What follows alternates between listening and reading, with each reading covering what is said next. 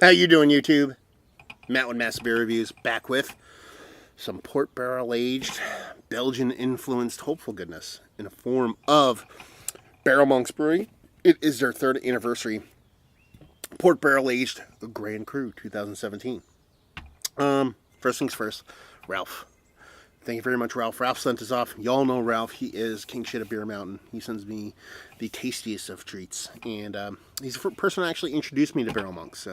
Since then, I've had quite a bit of stuff from courtesy of him, courtesy of the actual brewery sent me off some stuff. I'm excited to give this a whirl because I did their Grand Cru, and I'm curious to see how the port barreling kind of changed this one. Some of their beers, the barrel aged stuff, has been kind of enhance some of their beers. Some of their beers I liked better without them being barreled, so we'll see where this one lies. Let's crack into it. What does it say? Barrel Monks Brewing, 3-year anniversary, not third anniversary, 3-year anniversary. It's a Belgian-inspired ale with 12% alcohol by volume. It's Grand Cru, port barrel aged. Barrel Monk celebrates its third anniversary, a very special version of our Grand Cru. This beer starts as a big malty amber Belgian style ale, almost a year in port wine barrels, adds a mild wine-like acidity to dark fruit and oak flavors that will dazzle the senses. This beer should age well. There's date code on here, no idea about it. Looks like maybe it was bottled March 8th, 2018, so not too long ago. Happy that.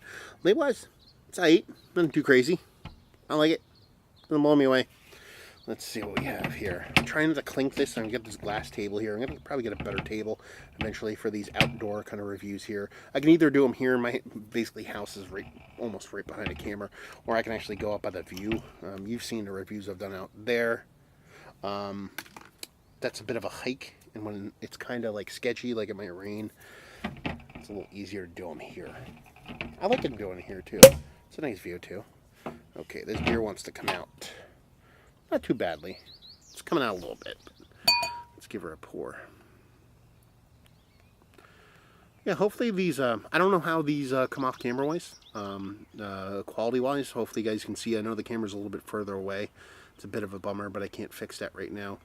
But hopefully they're good enough because, well, I like the whole studio jam portion of the show. I enjoy being outside a little bit better. So, anyway, what do we have here? It smells fucking fantastic from a distance.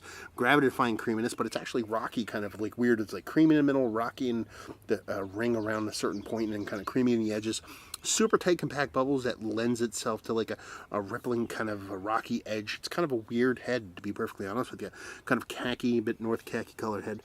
Aggressive, super aggressive carbonation in what looks like kind of like apple cider kind of vibe color-wise. So yeah, she looks Belgian, but she looks very aggressive. Let's see if we can get a nose on her. I mean, it is literally to a T smells like a port barrel aged Belgian beer.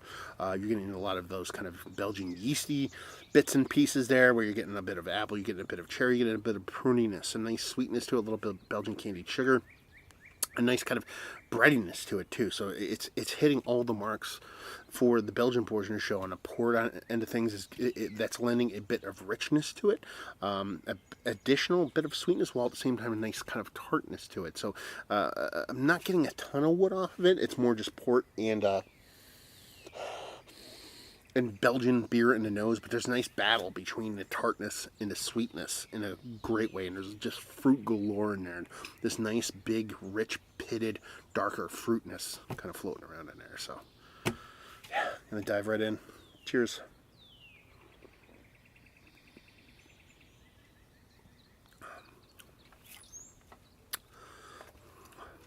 Yeah. Oh, yeah. This is my jam. This works for me.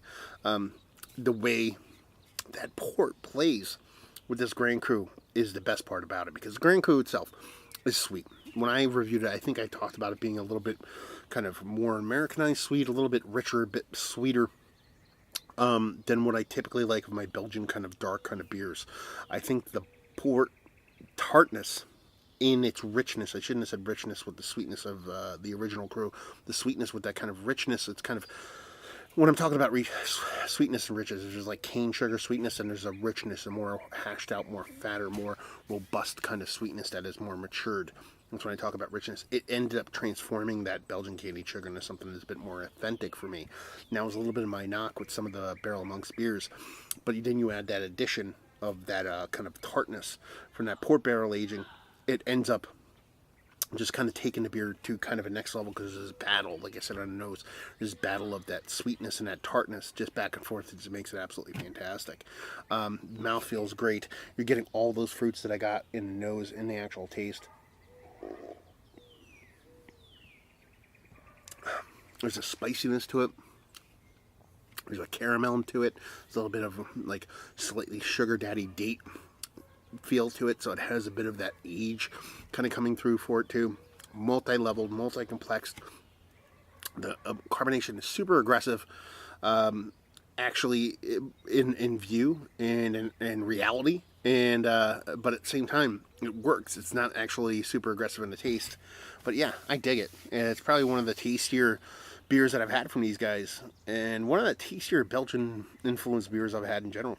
To be perfectly honest with you, I dig it. I love it. Thank you very much for sending this off, Ralph. It's an absolute freaking pleasure. Yeah, absolutely delicious stuff. Let's talk about it. It's one of the better barrel-aged Belgian beers. Not that there's a ton of them, but there's a lot more now than there were a couple of years ago. Barrel-aged Belgian beers that I've had as late, absolutely delicious through and through. Authentic, but at the same time it has American twist on it, and just the way the port and that Belgian influence kind of marries each other. Super beautiful stuff. Value and availability, I have no idea. Maybe Ralph can chime in on that. He might have said a price, but I don't remember. I don't assume this is a brewery only thing. And yeah, if not, if you like what we like this, if you like Belgian beers, if you like good beers, if you like barrel aged beers, if you like port beers, and let's just bring it back to the beginning. If you like good beer, it's delicious, tasty, malt forward, port influenced beer at its perfectness. So if you like those things, you'll like this. So hopefully you guys enjoyed the review as much as I did. Down there if you want to talk about it. Facebook, Twitter, Instagram on tap. Massive Beers. Check that out if you want to check me out doing a social media thing. Beer Massive. Check that out if you want to see me doing the podcasting thing. And hopefully you guys enjoyed the review. Hopefully enjoying a nice, tasty little bevy right now. And hopefully see you next time. Cheers.